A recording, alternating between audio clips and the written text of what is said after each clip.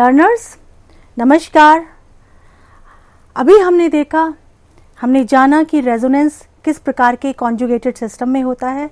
इस श्रृंखला के इस भाग में मैं आपको बताऊंगी कि अन्य प्रकार के सिस्टम में किस प्रकार से हम रेजोनेंस देख सकते हैं, अनुनाद किस प्रकार से देख सकते हैं। यह एक विभिन्न प्रकार का रेजोनेटिंग स्ट्रक्चर है, एक मॉलिक्यूल है। यहाँ आप देखिए इलेक्ट्रॉन्स का डिस्प्लेसमेंट यहाँ या इलेक्ट्रॉन्स का स्थानांतरण रिंग के अंदर हो रहा है और स्थानांतरण के कारण जिस कार्बन से इलेक्ट्रॉन्स विस्थापित हो रहा है वह कार्बन इलेक्ट्रोपॉजिटिव, वह कार्बन पॉजिटिव है, उस कार्बन पर पॉजिटिव आवेश है, वह धन आवेशित है। तो इस प्रकार हम कह सकते हैं इस कार्बन पर कोई भी न्यूक्लियोफाइल स्पीशीज आकर एक नया बंध बना सकती है। तो इस प्रकार हमने देखा किस तरह से कॉन्जुगेटेड सिस्टम में रेजोनेटिंग स्ट्रक्चर बनते हैं और उस रेजोनेटिंग स्ट्रक्चर के कारण हम एक ऐसी रिएक्टिव साइट उत्पन्न होती है जिस पर कोई भी न्यूक्लियोफाइल या इलेक्ट्रोफाइल या कोई भी आक्रमणकारी अभिकर्मक रिएक्शन कर सकता है। एग्जाम्पल एच में आप देखिए यहाँ बेंजीन रिंग पर CH2 ग्रुप जुड़ा हुआ है जो कार्बन पॉजिटिव कार्बन है। यहाँ कार्बन पॉजिटिव होने के कारण बेंजीन रिंग से इलेक्ट्रॉन्स का डिस्प्लेसमेंट या डीलोकेलाइजेशन ऊपर की तरफ है, बाहर है, और उसके कारण हम कई प्रकार की संरचनाएं यहाँ बना सकते हैं, कई प्रकार के रेजोनेटिंग स्ट्रक्चर हम बना सकते हैं और उन रेजोनेटिंग स्ट्रक्चर्स को के सभी रेजोनेटिंग स्ट्रक्चर से जो एक स्ट्रक्चर बनता है, संरचना बनती है, उसे हम बोलते हैं रेजोनेंस हाइब्रिड। तो लर्नर्स आप ध्यान दीजिएगा, जितनी भी कैनोनिकल स्ट्रक्चर्स होती हैं सभी स्ट्रक्चर्स में, सभी अनुनादी संरचनाओं में पाई बॉन्ड, सिग्मा बॉन्ड और एकाकी इलेक्ट्रॉन युग्म, पाई बॉन्ड, सिग्मा बॉन्ड और एकाकी इलेक्ट्रॉन युग्म या लोन पेयर, उनका टोटल या उनका सम बराबर होना चाहिए, वह सब बराबर होने चाहिए। आप यहां इस स्ट्रक्चर में देखिएगा किस प्रकार का कॉन्जुगेटेड सिस्टम है। यहां पर हम देखेंगे पाई, सिग्मा और p ऑर्बिटल, वैकेंट ऑर्बिटल। नीचे की साइड आप देखिए पाई, सिग्मा और प्लस चार्ज। यहां conjugation with in the molecule, with in the ring है और उसके कारण हम अनेक प्रकार के यहाँ रेजोनेंस स्ट्रक्चर, रेजोनेटिंग स्ट्रक्चर या कैनोनिकल स्ट्रक्चर बना सकते हैं। अभी हमने देखा कि रेजोनेंस कैसे हम किसी मॉलिक्यूल्स में दिखा सकते हैं। अब हम देखेंगे कि किसी मॉलिक्यूल्स में रेजोनेंस होने के साथ साथ अगर कोई समूह जुड़ा हुआ हो, उस समूह के जुड़े होने के कारण इस रेजोनेंस से क्या प्रभाव होता है, उसे हम बोलते हैं मीजोमेरिक प्रभाव या मीजोमेरिक इफेक्ट या रेजोनेटिंग प्रभाव और रेजोनेटिंग इफेक्ट। जब कोई समूह इलेक्ट्रॉन ग्राही या इलेक्ट्रॉन दाता, इलेक्ट्रॉन को अट्रैक्ट करने वाला या इलेक्ट्रॉन को डोनेट करने वाला, इलेक्ट्रॉन अट्रैक्टिंग और इलेक्ट्रॉन डोनेटिंग ग्रुप्स किसी कॉन्जुगेटेड सिस्टम से जुड़ा हो, जितने भी हमने कॉन्जुगेटेड सिस्टम अभी एक्सप्लेन करे हैं उन सभी सिस्टम से किसी से भी जुड़ा हुआ हो, तो इलेक्ट्रॉन्स का डीलोकेलाइजेशन उस समूह से रेजोनेंस के द्वारा होगा, अर्थात उस समूह के द्वारा ही रेजोनेटिंग स्ट्रक्चर बनेंगे। तो हमने देखा कि यह प्रभाव, मीजोमेरिक प्रभाव, जो मॉलिक्यूल्स में या परमाणुओं में उत्पन्न होता है रेजोनेंस के कारण, अनुनाद के कारण, यह एक परमानेंट इफेक्ट है, यह मॉलिक्यूल्स में हमेशा उपस्थित रहता है। यहाँ मीजोमेरिक इफेक्ट्स में इलेक्ट्रॉन, पाई इलेक्ट्रॉन या लोन पेयर इलेक्ट्रॉन, एकाकी इलेक्ट्रॉन युग्म का पूर्ण रूप से विस्थापन होता है, पूर्ण रूप से डीलोकेलाइज्ड होता है वह इलेक्ट्रॉन पेयर, और सभी कॉन्जुगेटेड सिस्टम में यह उपस्थित होता है। यह प्रभाव सभी कॉन्जुगेटेड सिस्टम में उपस्थित होता है। यह प्रभाव किसी अणु में या एटम में लोन पेयर ऑफ इलेक्ट्रॉन्स के उपस्थिति के कारण जो उस कॉन्जुगेटेड सिस्टम से जुड़ा हुआ है उपस्थित होता है। इसी प्रकार हम यहाँ देख सकते हैं, इस उदाहरण में एक कॉन्जुगेटेड सिस्टम है। इस कॉन्जुगेटेड सिस्टम में हाइड्रोक्सी ग्रुप OH ग्रुप हमने जोड़ा हुआ है। इस समूह की अगर हम बात करते हैं, यह समूह इलेक्ट्रॉन डोनेटिंग समूह है। ऑक्सीजन कार्बन की तरफ श्रृंखला में रेजोनेंस के द्वारा इलेक्ट्रॉन्स का डीलोकलाइजेशन करेगा, इलेक्ट्रॉन्स का स्थानांतरण होगा। तो हम देख सकते हैं यहाँ उस समूह के द्वारा जो उस मॉलिक्यूल में या परमाणु में जुड़ा हुआ है कॉन्जुगेटेड सिस्टम में, उस समूह के द्वारा इलेक्ट्रॉन्स का डीलोकलाइजेशन और उस डीलोकलाइजेशन के कारण उस मॉलिक्यूल में रेजोनेंस का उत्पन्न होना। तो यहाँ पाई इलेक्ट्रॉन और लोन पेयर इलेक्ट्रॉन जो ऑक्सीजन पर उपस्थित है समूह से कॉन्जुगेटेड सिस्टम में प्रवाहित या स्थानांतरित हो रहे हैं।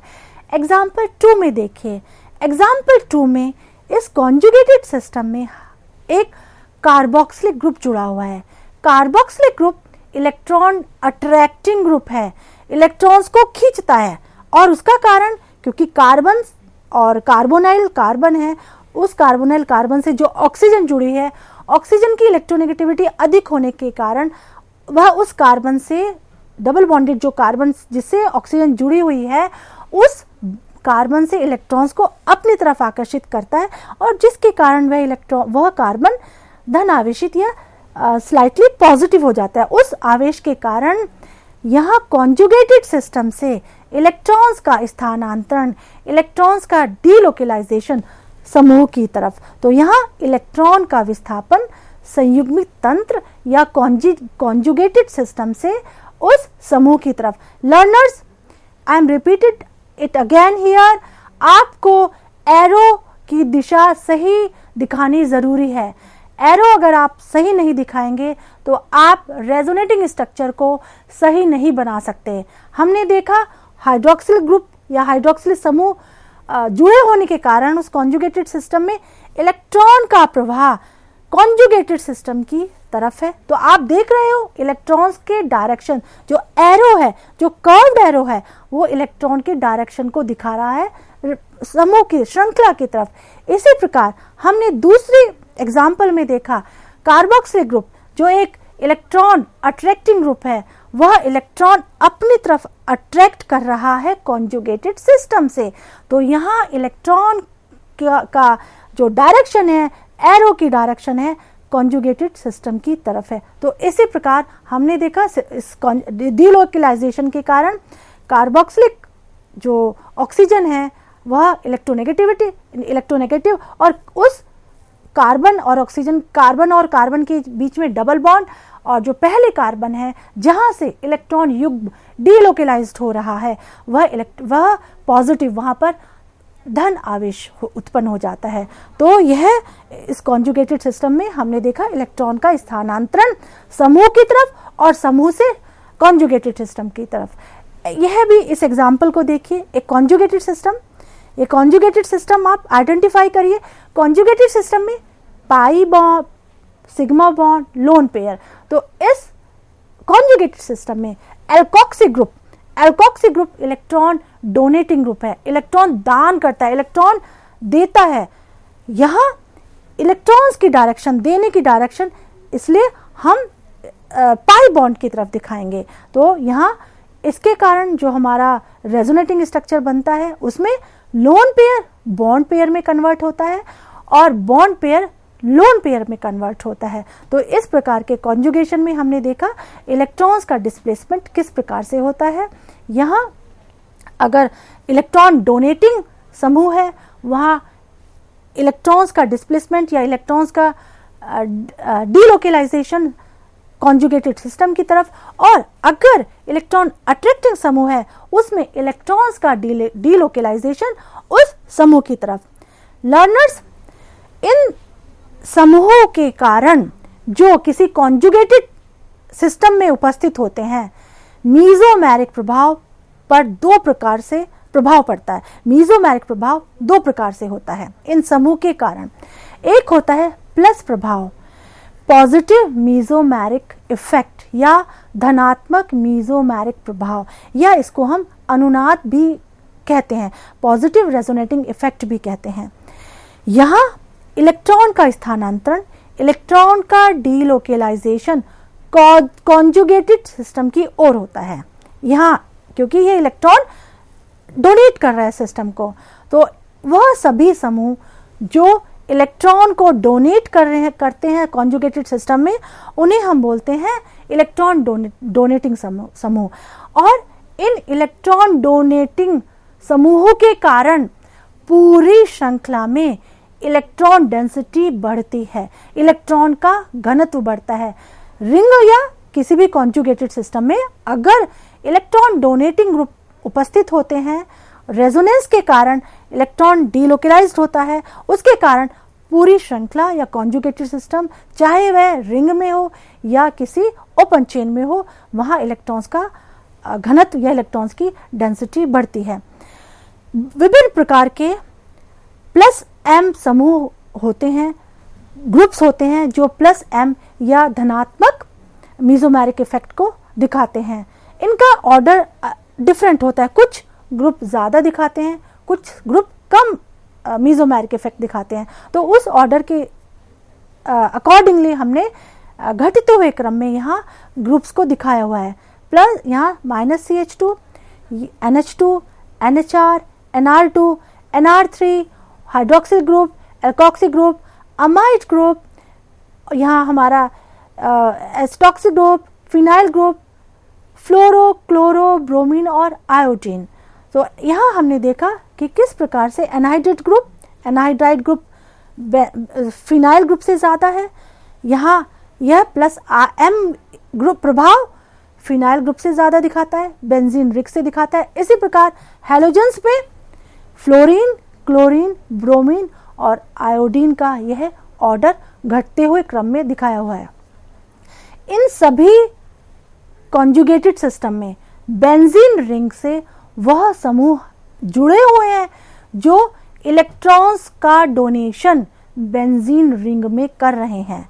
आप सभी उदाहरण में देखिए, रिंग या जो कॉन्जुगेटेड सिस्टम है, इलेक्ट्रॉन्स का मूवमेंट या इलेक्ट्रॉन्स का डीलोकेलाइजेशन उस समूह से बेंजीन की तरफ है। तो इसलिए यह सारे समूह प्लस एम समूह कहलाते हैं और प्लस एम समूह जुड़े होने के कारण यह इलेक्ट्रॉन रिंग्स को एक्टिवेट कर रहे हैं, इलेक्ट्रॉन्स रिंग को डोनेट कर रहे हैं। तो डोनेशन के कारण हम कुछ इलेक्ट्रॉन बेंजीन रिंग के कुछ कार्बन इलेक्ट्रॉन रिच हो जाएंगे और वह इलेक्ट्रॉन रिच सेंटर, कोई भी इलेक्ट्रॉन डेफिशिएंट स्पीशीज उस इलेक्ट्रॉन रिच सेंटर या इस इलेक्ट्रॉन रिच कार्बन पर आकर बॉन्ड बना सकती है।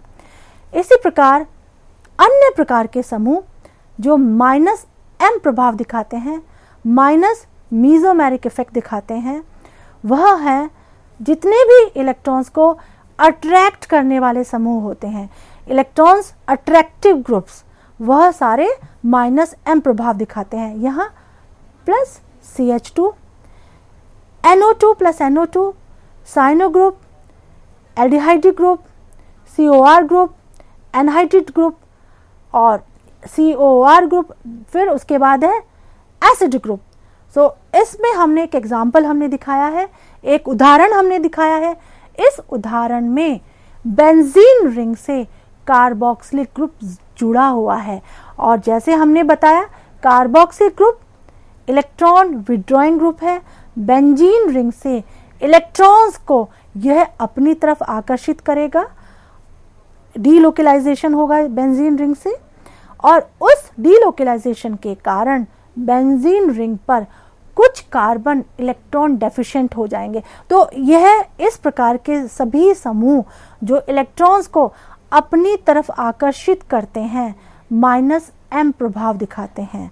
माइनस एम प्रभाव के कारण यह बेंजीन रिंग को डीएक्टिवेट करते हैं। तो इस उदाहरण में भी हम देखिए एक कॉन्जुगेटेड सिस्टम, इस कॉन्जुगेटेड सिस्टम में नाइट्रो ग्रुप जुड़ा हुआ है। तो नाइट्रो ग्रुप जुड़ा होने के कारण यहाँ इलेक्ट्रॉन्स का मूवमेंट ऑक्सीजन की तरफ है, लेकिन लर्नर्स अगर आपसे पूछा जाए कि आप इन रेजोनेटिंग स्ट्रक्चर्स में most stable structure, which is the most stable structure, कौन सा स्थायी स्ट्रक्चर है, आप बताइए। यहाँ कुछ रूल्स हैं। मोस्ट स्टेबल स्ट्रक्चर्स को जानने के लिए या फाइंड आउट करने के लिए कुछ रूल्स हैं। पहला रूल्स है कि हम सभी अनुनादी संरचनाएं हैं या रेजोनेटिंग स्ट्रक्चर में है, उसमें हम देखेंगे कि हर परमाणु का अष्टक संपूर्ण है, ऑक्टेट संपूर्ण है। क्या यहाँ हर परमाणु की बाहरी कक्षा में 8 इलेक्ट्रॉन्स है? यहाँ आप देखिए, पहले उदाहरण, पहले रेजोनेटिंग स्ट्रक्चर में आप देखिए, हर परमाणु का यहाँ ऑक्टेट कंप्लीट है, नाइट्रोजन का, कार्बन का और इस कार्बन का, यहाँ सारे परमाणुओं की, सारे एटम्स की ऑक्टेट कंप्लीट है। दूसरी इसी मॉलिक्यूल्स के जो दूसरा रेजोनेटिंग स्ट्रक्चर है, उसमें आप देखिए एक कार्बन पर एक कार्बन इलेक्ट्रॉन डेफिशिएंट है, पॉजिटिव चार्ज है, धनात्मक आवेशित है। इसका मतलब वह इलेक्ट्रॉन डेफिशिएंट होने के कारण उस कार्बन पर 6 इलेक्ट्रॉन्स हैं। तो यह सेकंड जो रेजोनेटिंग स्ट्रक्चर है यह स्टेबल नहीं है। तो इस प्रकार पहला है कि हम उस मॉलिक्यूल्स में, उन रेजोनेटिंग स्ट्रक्चर्स में हम देखेंगे कि कौन सा स्ट्रक्चर में सभी परमाणु में अष्टक संपूर्ण है, ऑक्टेट कंप्लीट है। जिस स्ट्रक्चर में, जिस रेजोनेटिंग स्ट्रक्चर में हर मॉलिक्यूल्स, सभी मॉलिक्यूल्स के जो एटम्स हैं, उस मॉलिक्यूल्स में जो एटम्स हैं उनका अष्टक पूरा है, ऑक्टेट कंप्लीट है, वह उस मॉलिक्यूल को कहेंगे हम, उस रेजोनेटिंग स्ट्रक्चर को कहेंगे हम कि ये स्टेबल है। इसी प्रकार दूसरे एग्जाम्पल में देखिए, यहाँ दूसरे पहले एग्जाम्पल, पहले फर्स्ट जो रेजोनेटिंग स्ट्रक्चर है उसमें कार्बन इलेक्ट्रॉन डेफिशिएंट है, तो इसलिए यहाँ दूसरा जो स्ट्रक्चर है, दूसरा रेजोनेटिंग स्ट्रक्चर है, उसका हर कार्बन, हर जो एटम है उसका अष्टक संपूर्ण है। इसी प्रकार दूसरे प्रकार के उदाहरण जहां हम पता करेंगे, जहां हम फाइंड आउट करेंगे कि which is the most stable structure. पहले ये पहला मॉलिक्यूल है, इसमें आप रेजोनेटिंग स्ट्रक्चर देखिए, पहले रेजोनेटिंग स्ट्रक्चर और दूसरे रेजोनेटिंग स्ट्रक्चर में आप देखिए। इस प्रकार के उदाहरण में हम देखेंगे, इस प्रकार के एग्जाम्पल्स में हम देखेंगे जिसमें ज्यादा सह संयोजक बंध होंगे, जिसमें ज्यादा कोवेलेंट बॉन्ड होंगे, वह ज्यादा स्टेबल होगा। तो आप काउंट करिए इन पहले और दोनों एग्जाम्पल में, जिस स्ट्रक्चर में ज्यादा कोवेलेंट बॉन्ड होंगे वह ज्यादा स्टेबल स्ट्रक्चर होगा। तो एक हमने देखा कि रेजोनेटिंग स्ट्रक्चर में हर एटम्स का अष्टक संपूर्ण होना चाहिए, ऑक्टेट कंप्लीट होना चाहिए। दूसरा हमने देखा कोवेलेंट बॉन्ड, मोर कोवेलेंट बॉन्ड मोर स्टेबल। इसी प्रकार यहाँ हमने जाना कि किस प्रकार से यह रेजोनेटिंग स्ट्रक्चर अगर परमाणु में होता है हम फाइंड आउट कर सकते हैं। अलग प्रकार का एक डीलोकलाइजेशन इफेक्ट हम यहाँ देखेंगे, हाइपर कॉन्जुगेशन प्रभाव। यहाँ पर रेजोनेंस इफेक्ट में हमने देखा कि पाई इलेक्ट्रॉन्स, सिग्मा इलेक्ट्रॉन्स और पाई इलेक्ट्रॉन्स या लोन पेयर या वैकेंट ऑर्बिटल्स के बीच में इलेक्ट्रॉन्स का delocalisation, this is a different types of effect. Hyperconjugation या अति संयुग्मन एक अलग प्रकार का प्रभाव है। इस प्रभाव में पाई इलेक्ट्रॉन्स के साथ साथ जो सिग्मा इलेक्ट्रॉन्स होते हैं उन इलेक्ट्रॉन्स का डिस्प्लेसमेंट होता है मॉलिक्यूल्स में। तो किसी भी कॉन्जुगेटेड सिस्टम में अगर सिग्मा इलेक्ट्रॉन्स या लोन पेयर ऑफ इलेक्ट्रॉन्स है और उन इलेक्ट्रॉन्स का डीलोकलाइजेशन उसके एडजेसेंट, उसके बराबर वाले कार्बन जो कि एक sp2 हाइब्रिडाइज्ड कार्बन हो, पाई कक्षक हो, p ऑर्बिटल हो, उसके साथ कॉन्जुगेशन होता है, उसके साथ वह इलेक्ट्रॉन्स कॉन्जुगेट करते हैं, हाइपर कॉन्जुगेशन इफेक्ट बोलते हैं। और एक इंपॉर्टेंट चीज, एक इंपॉर्टेंट पॉइंट यहाँ पर, इस हाइपर कॉन्जुगेशन को हम नो बॉन्ड रेजोनेंस भी कहते हैं, बिना बंध का अनुनाद। यहाँ रेजोनेंस तो होता है लेकिन वहाँ बॉन्ड नहीं बनता है।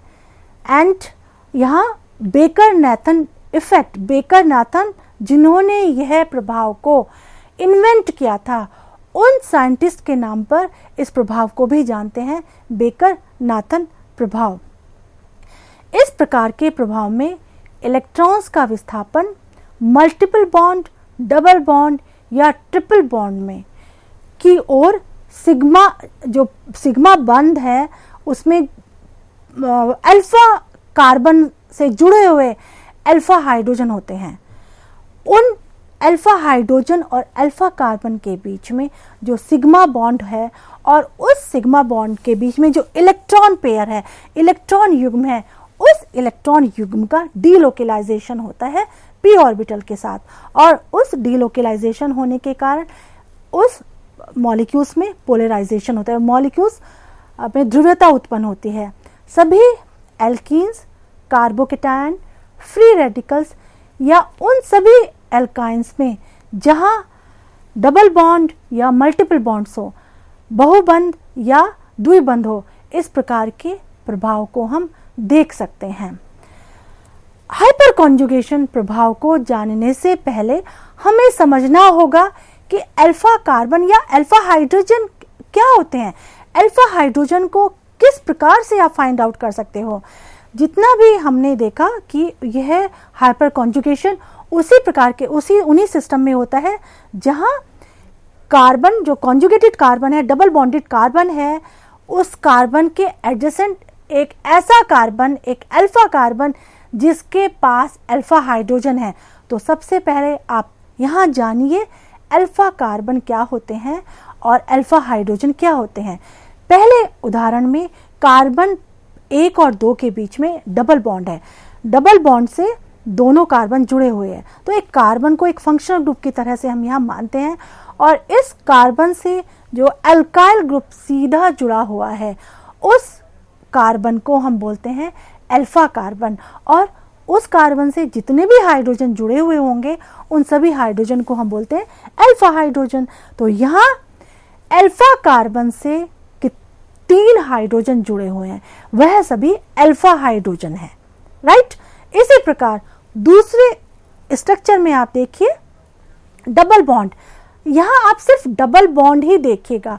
कार्बन और कार्बन के बीच में एक कार्बन पर CH3 है और दूसरे कार्बन पर भी CH3 है। इसका अर्थ है कि एक कार्बन पर जो डबल बॉन्डेड कार्बन से CH3 जुड़ा हुआ है, वह अल्फा कार्बन है।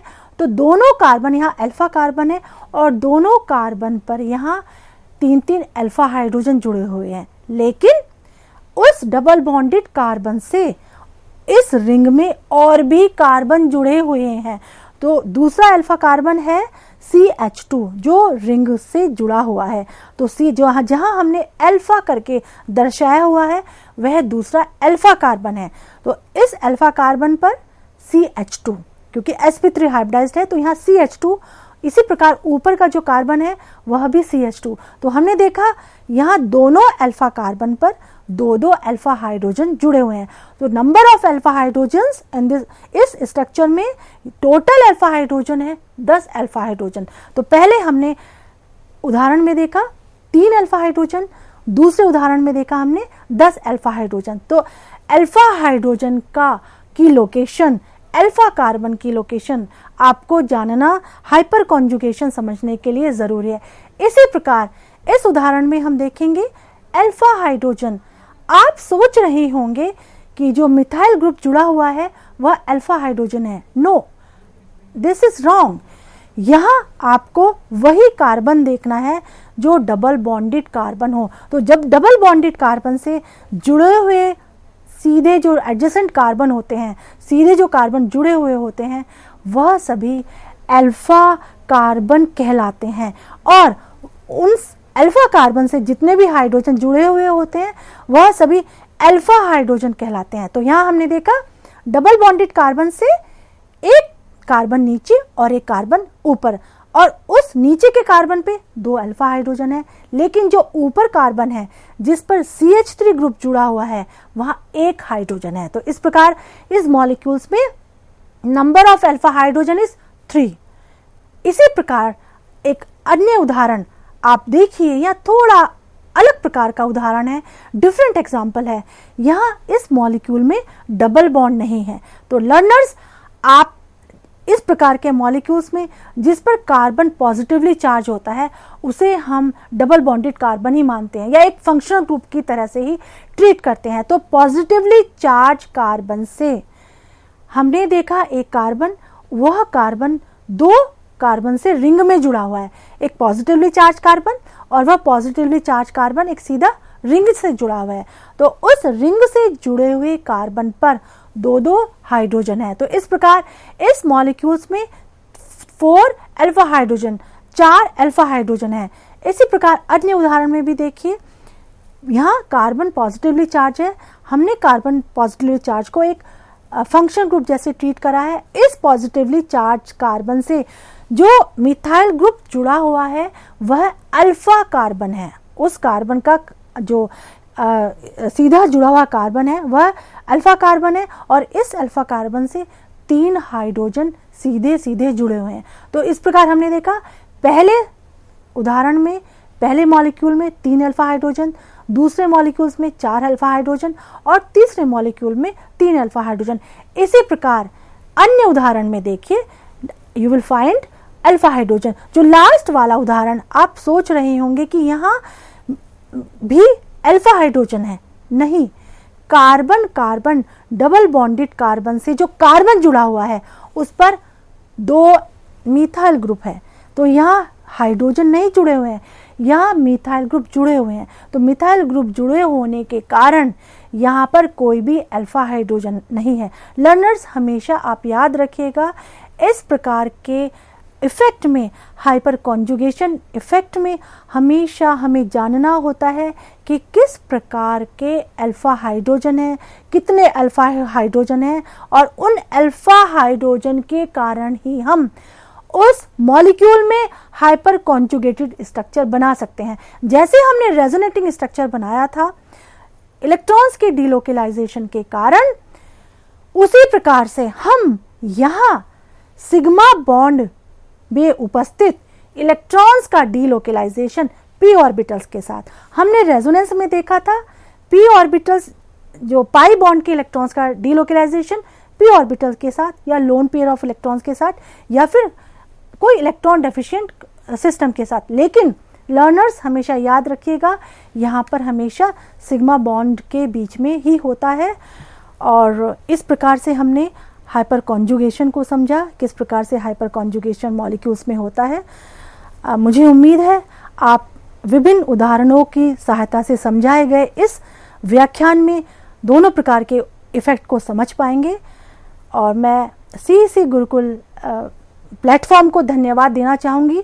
उन्होंने मुझे यह मौका दिया अपने उन सभी लर्नर्स के लिए जो हिंदी माध्यम या माध्यम के अवरोध के कारण इस विषय को समझने में मुश्किल होती है, वह इस व्याख्यान से जरूर लाभान्वित होंगे। धन्यवाद।